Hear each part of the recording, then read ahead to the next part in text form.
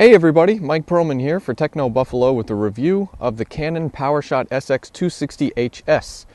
Is this power pack jack of all trades the model for you? Find out in my full review.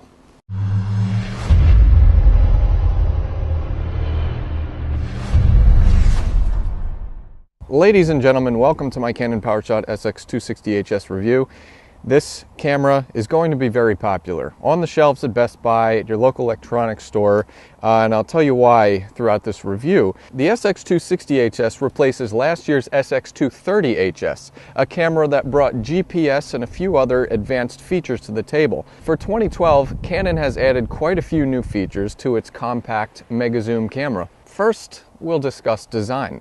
The Canon PowerShot SX260 HS now has a rubberized right-hand grip, so it's a little bit easier to hold, and Canon also abolished that unsightly GPS hump that was found on the SX230.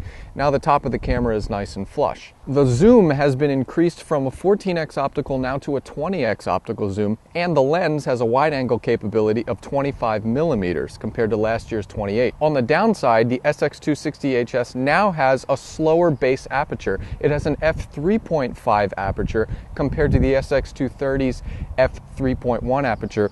That's about a stop difference, and I believe it made an impact in low light shooting. Although the camera's battery performance was not one of the best I've seen, I found that this battery pack offered a little bit more juice than the SX230's. One of the best things about the SX260 HS is that the flash does not pop up automatically when you power the camera on. It only pops up when you select flash in the menu system. Now with this extra space on top, I think Canon should have taken the mode dial and migrated it up here, because it's very easy to inadvertently select modes while you're trying to fiddle with the shutter button or zoom toggle. And lastly, Canon carried over the same 460K 3-inch display as found on the SX230 HS. And since this camera is $50 more, I think we needed at least bare bones minimum a 921,000 pixel display. Canon really packed a lot of new and intriguing features into this model. First off, we'll start with the Smart Auto mode, which has been increased from 32 predefined scenes to 58 predefined scenes. What I found was a better auto mode that proved itself as one of the best auto modes in the point-and-shoot market.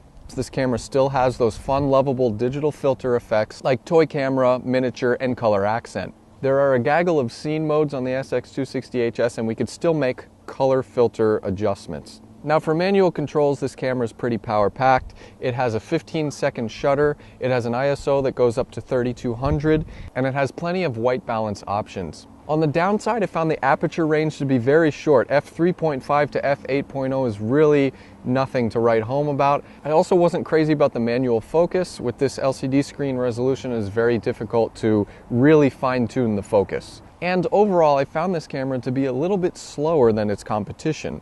Slow to autofocus, slow to make some menu adjustments. Lastly, the GPS feature works very well on this camera. It takes a little while to get an initial signal, maybe 5 to 10 minutes, but once you do, the Canon map utility with Google Maps is a fantastic program. Just be sure if you do GPS logging to turn it off before you go to bed, because you'll wake up with a dead Canon in the morning. Now let's talk about some of the more unconventional features Canon injected into the SX260 HS. First off, there's a new Face ID system. This camera can actually record up to 12 predefined faces. All you have to do is take a picture of the subject, fill in a little information about them as far as their name and their birthday, and every time that same subject appears in frame, their name will appear and the camera will adjust the exposure and the focus to their beautiful visage. Gimmicky, yes, but I did find that it worked. Then there's a new live mode. In live mode, the camera gives you sliders. You can go dark to light, neutral to vivid, cool to warm. This is very similar to Nikon's slider system that they've debuted a couple years ago on their Coolpix point-and-shoot lineup. And then there was a discrete mode. In discrete mode, which is signified by an icon of what I assume to be a librarian executing the shh gesture, all camera sounds and operation volumes are completely silenced. I renamed discrete mode to paparazzi mode, and then I renamed that to stalker mode. So overall, the Canon PowerShot SX260 HS is one of the most power-packed as far as features go from a compact mega zoom camera.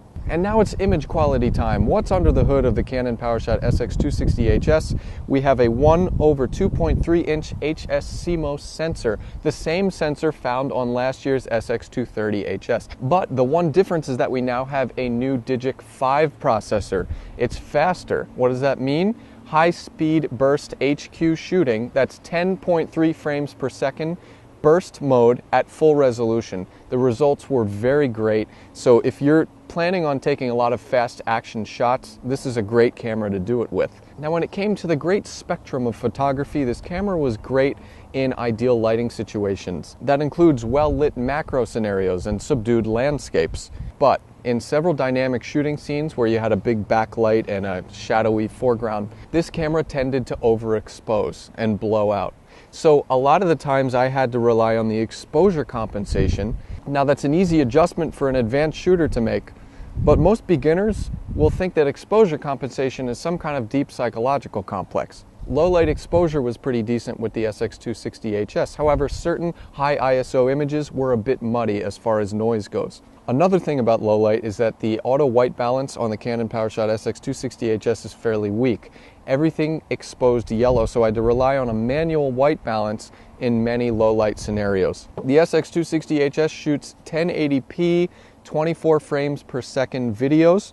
HD videos, the quality is very good. I was quite impressed with the videos from this camera, but I needed a more extensive video control suite like you find on Panasonics. And Panasonics are shooting AVC HD video at 60 frames per second. That's pretty superior to what you find with 24 frames per second. So as far as image quality goes with the Canon PowerShot SX260HS, it's a very good performer.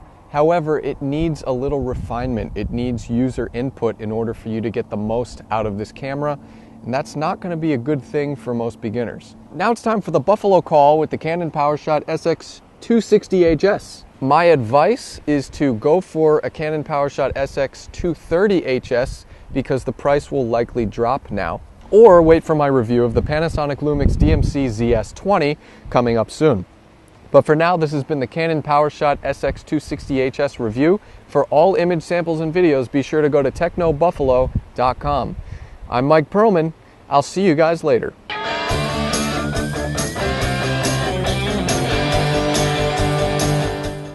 What to do today at a minute or two till 2.